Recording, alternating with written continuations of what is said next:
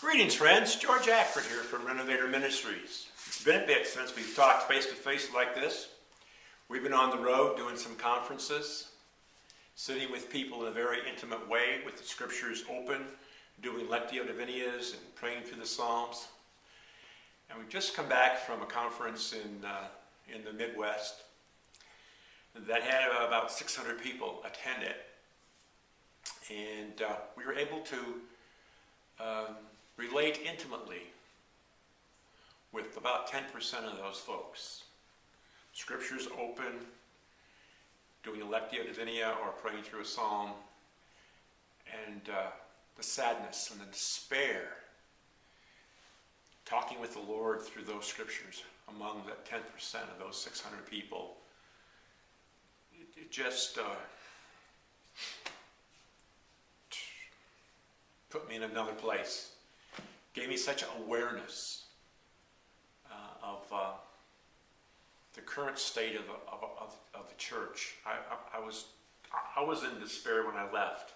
You know, it was kind of mixed. I had a joy about the fact that they were able to sit and unload some of this stuff in prayer and intimately talk to the Lord through scriptures, and just sitting still before God with the Word, which so few of us are able to do. We use the Bible like an in-and-out burger, as you know. So I'm sitting in the airport the next day, and I'm still so troubled by what I heard, and saw the need for more of the resources and the ministry that we provide. Our ministry, this is not a self-serving statement, our ministry is so needed in the church today. But people don't have time to slow down. Pastors don't want to turn contemplative ministries to their people. I heard something the other day. I'm working with a young man at my local church, and he says, you know, the church I was at before this church, George, I was told by the pastor every week has to be like the Super Bowl in our services. Do you think God wants the Super Bowl in the services every week? He wants people to glorify Him, and He wants people to hear from Him. So anyway, it's kind of like a rabbit trail, but I had to share with that because that's just troubling too.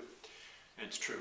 In church after church after church. Got to outdo what we did this week's got to be outdone next week. Better and better and better and better. So I'm sitting there in the airport. I'll get to it. Sitting there in the airport, troubled. And one of the pastors who was in one of these sessions comes by and says to me, George, how you doing? I said, I'm a little troubled. Well, you know, the sessions were just fantastic. Thank you so much, and et cetera. I said, but the pain and the despair. And she says, George, you got to understand, the church is largely unhealed.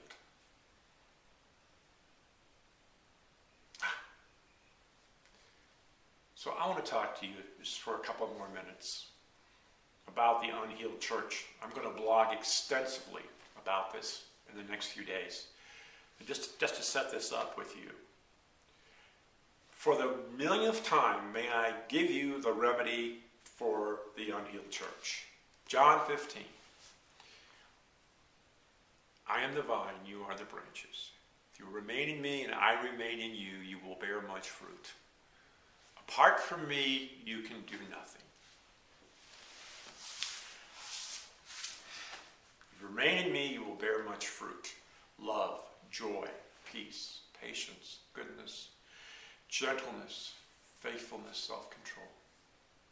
That to me is the opposite of what I heard in these rooms among those 10% of those 600 people last week. That to me is the opposite. Does that mean they're not going to have troubles? Does that mean life's not going to be full of tribulation and hard times for these people? Absolutely not. And if you think I'm teaching that, you're sorely mistaken. But I'm teaching you how to deal with it, how to work with it. Remember Peterson's paraphrasing of Matthew 11, 18, 20? Are you worn out, burned out on religion? Come with me, work with me. I won't put anything heavy on you. Come and learn the unforced rhythms of grace. When we're in the midst of his will, when we're in the kingdom, when we're in his presence, life works. Whatever comes our way, we are able to deal with and not let it overwhelm us and just distract us from the truth of God's love, God's presence, God's power, God's grace to help us move through it while we're moving in it. All those people were just burdened, heavy laden, despair, tears. But for that moment, they began to get the balm of Gilead, to begin to wash some of this pain away from them.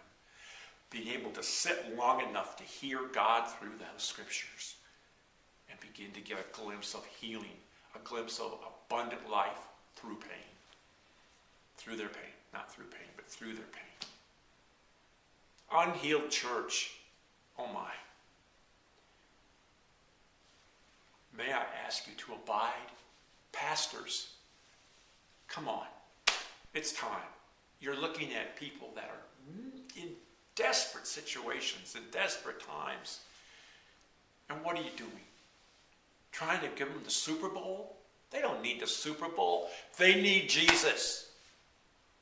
And church after church after church after church after church after church, and I'm not ragging on the church, I'm just giving you reality, is doing Super Bowl when they need to do Jesus. Straight and simple. Teach people how to obey him. First teach them how to hear him, and then obey him. And he's talking all the time in the Spirit. Look at John 14, 15, 16. It's clear. The Spirit is here to help us live.